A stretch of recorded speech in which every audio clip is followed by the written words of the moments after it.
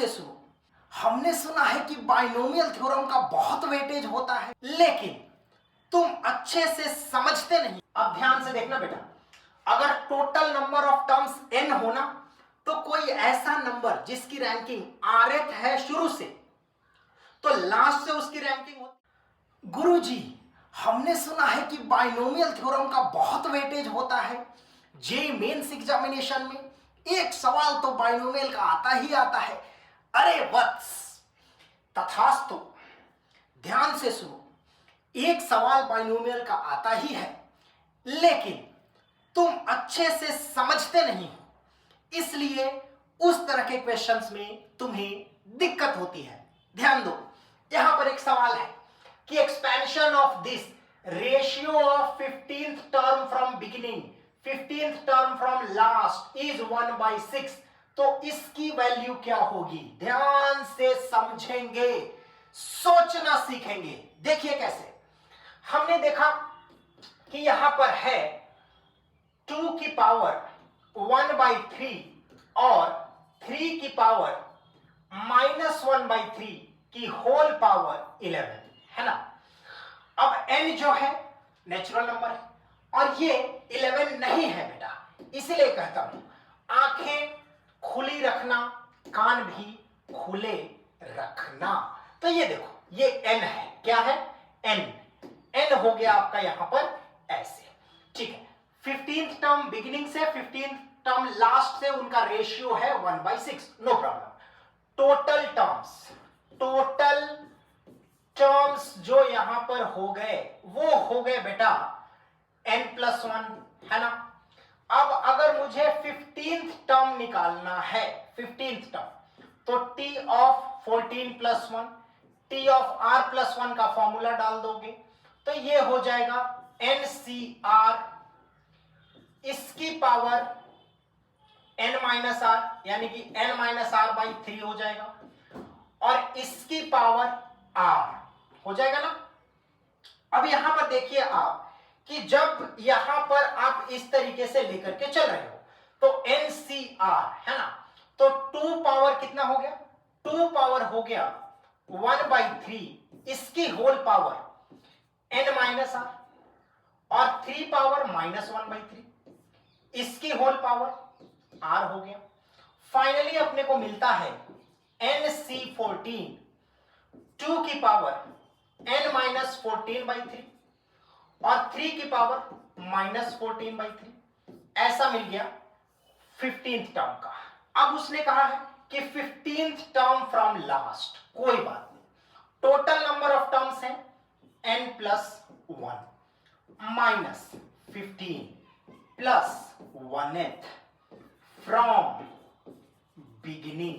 अब ध्यान से देखना बेटा, अगर total number of terms n होना तो कोई ऐसा नंबर जिसकी रैंकिंग rth है शुरू से, तो लास्ट से उसकी रैंकिंग होती है n-r+1। यहां टोटल नंबर ऑफ टर्म्स जो एक्सपेंशन में है वो है n+1, तो n+1 -15 + 1, ये हो जाएगी इसकी रैंकिंग बिगिनिंग से। तो ये कौन सा वाला टर्म रहेगा? ये टर्म रहेगा n-13, जिसको मैं लिख सकता हूं n-14 + 1। अब यहां पे आप tr+1 का फॉर्मूला डाल दीजिए बहुत अच्छे से। अब देखिए, इसको मैं यहां पे लिख देता हूं कि यहां पर है NC14, है ना, NC14 इंटू 2 पावर n-14/3 हो गया, और इधर है 3 पावर -14/3।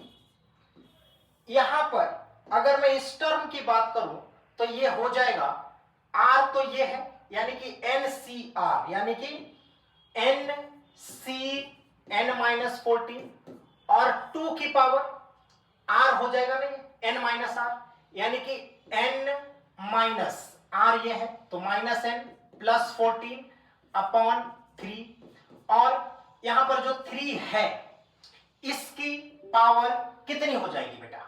इसकी पावर हो जाएगी, आप देखिए इसकी पावर कितनी बनेगी? r बनेगी ना, यानी कि n-14। इसको अगर मैं लिख दूं तो NC n-14 और अगर फर्स्ट टर्म की बात की जाए तो 2 की पावर 1/3, 2 की पावर 1/3, इसकी होल पावर आएगी n माइनस r जो कि 14 है, और जो 3 की पावर -1/3 है उसकी पावर बन जाएगी n माइनस, उसकी पावर बन जाएगी r, यानी कि n माइनस 14।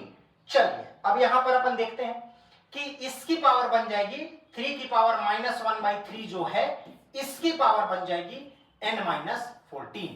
ठीक है भाई।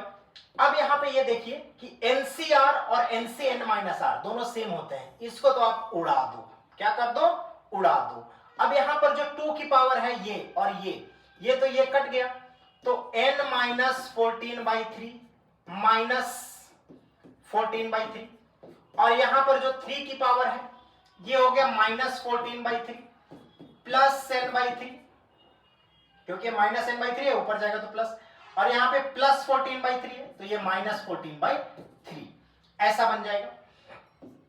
ठीक है, तो 2 की पावर n माइनस 28/3 और 3 की पावर n माइनस 28/3, और उसने बोला है कि ये जो रेशियो है ना ये 1/6 है। कोई बात नहीं, अगर ये 1/6 है तो 1/2 इंटू 3 है, यानी कि 2 पावर -1 इंटू 3 पावर -1 है, यानी कि दोनों ही वैल्यू -1 है। n minus 28/3 that's equal to -1, तो n माइनस 28 जो है ये -3 हो गया। n की वैल्यू आ जाती है यहां पर 25, तो अगर n 25 हो गया, उसने nc3 पूछा है तो 25c3 फैक्टोरियल n बटा factorial r factorial n minus r, तो ये हो गया 25, 24, 23 अपॉन यहां पे 6 हो गया, तो 6 से ये 4 कट जाएगा, 100, यानी कि 2300 दिल्ली। ऐसे तो सोचना है यार, बिल्कुल सही सुना है तुमने, वेटेज होता है लेकिन सोचना आना चाहिए। Thank you.